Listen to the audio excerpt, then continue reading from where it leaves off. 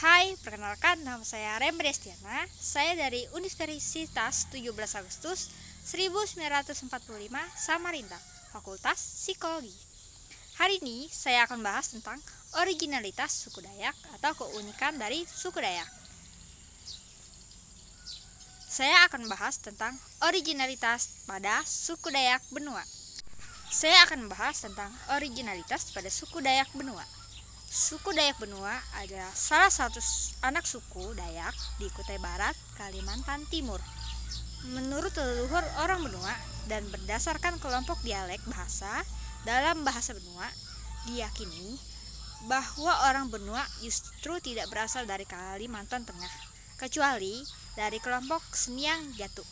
Suku Dayak Benua dapat ditemui di sekitar Sungai Kadangtahu, di pedalaman Kalimantan Timur dan di daerah Danau Jepang, dan mendiami di beberapa kecamatan yaitu Bongan, Jempang, Silungurai, Muarapahu, Moralawa, Damai, Nyuatan, sebagian Bentian Besar, Mok Manarbulat, serta Barontongko, dan di Kabupaten Kartanegara mendiami beberapa daerah yaitu Jonggon hingga Pondok Labu, Kecamatan Tenggarong, kawasan Jongkang hingga Perjiwa, Kecamatan Tenggarong Seberang.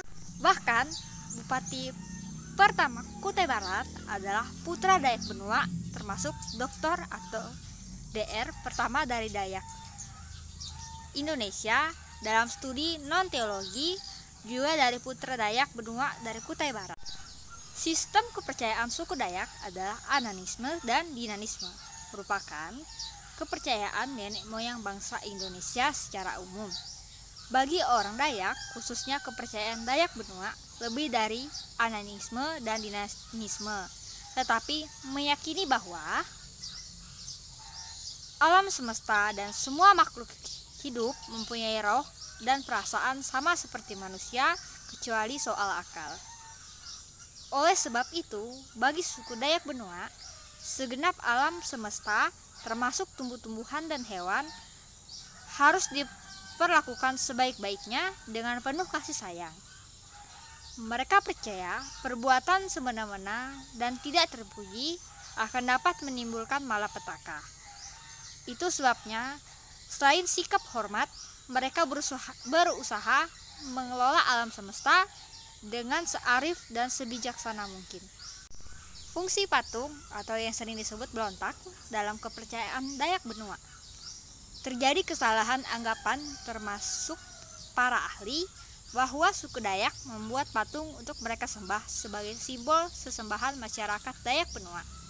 Oleh karena kesalahan persepsi ini, seringkali masyarakat Dayak Benua dianggap suku penyembah berhala.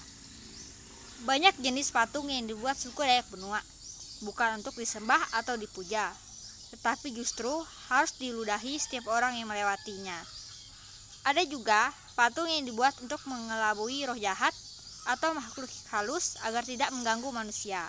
Jadi, patung lebih daripada wujud atau tanda peringatan baik untuk perbuatan baik atau larangan terhadap perbuatan jahat. Berikut sistem sosial dan adat istiadat suku Dayak Benua. Masyarakat suku Dayak Benua menganut sistem matrilineal dalam rangka pengelolaan alam semesta, termasuk hubungan antar makhluk hidup dan kematiannya, serta hubungan dengan kosmos. Haruslah sesuai dengan adat istiadat dan tata krama yang telah diwarisi oleh nenek moyang orang Benua. Adat istiadat dan tata krama diwariskan sama tuanya dengan keberadaan suku Dayak Benua di bumi. Orang suku Dayak Benua percaya bahwa sistem adat yang ada bukanlah hasil budaya, tetapi mereka mendapatkan dari petunjuk langsung dari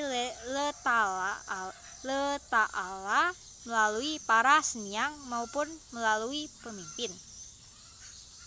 Orang Dayak Benua percaya bahwa sistem adatnya telah ada sebelum negara ini lahir. Itu sebabnya mereka tidak menerima begitu saja pendapat yang mengatakan bahwa dengan lahir negara dan aturan dapat menghilangkan aturan adat istiadat suku Dayak Benua.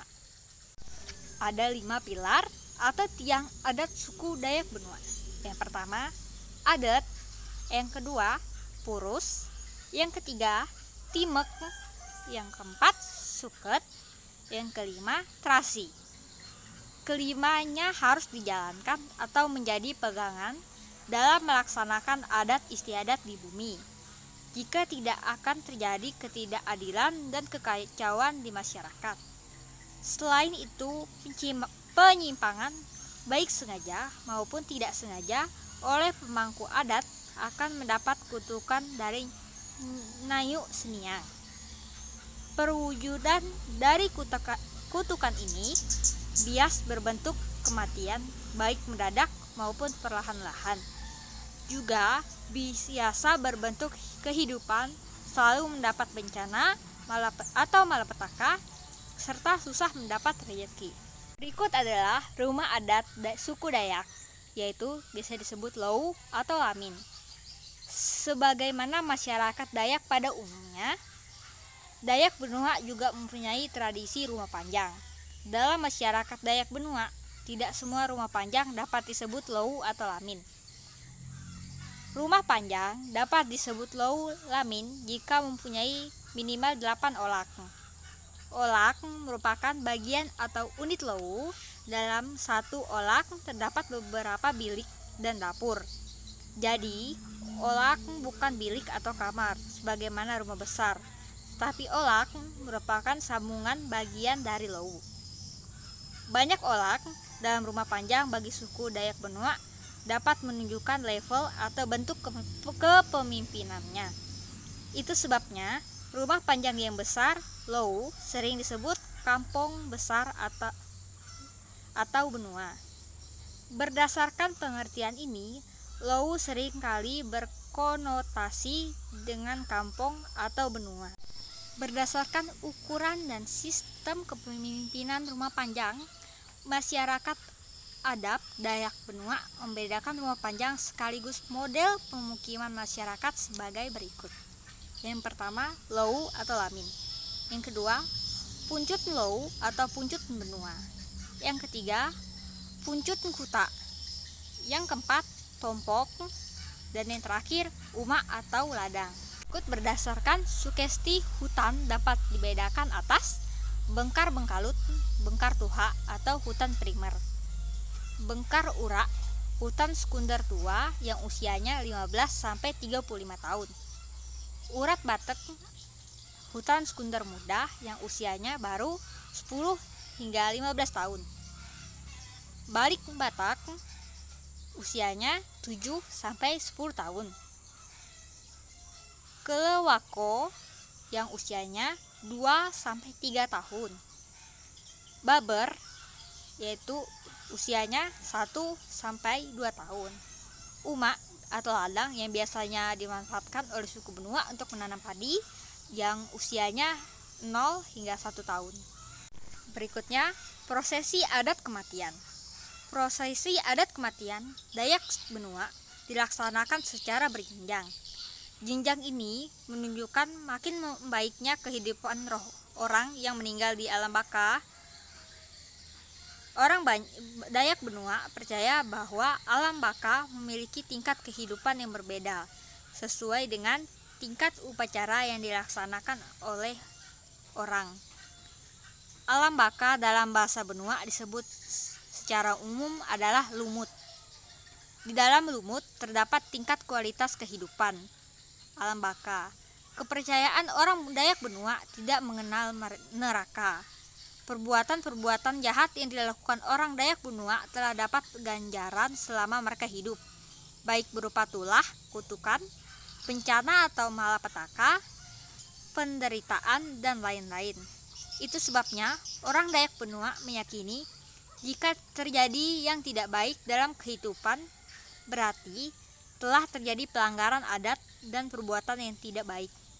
Untuk menghindari kehidupan yang penuh bencana, Maka orang Dayak Benua berusaha menjalankan adat dengan sempurna dan menjalankan kehidupan dengan sebaik-baiknya. Secara garis besar terdapat 3 tingkatan acara adat kematian.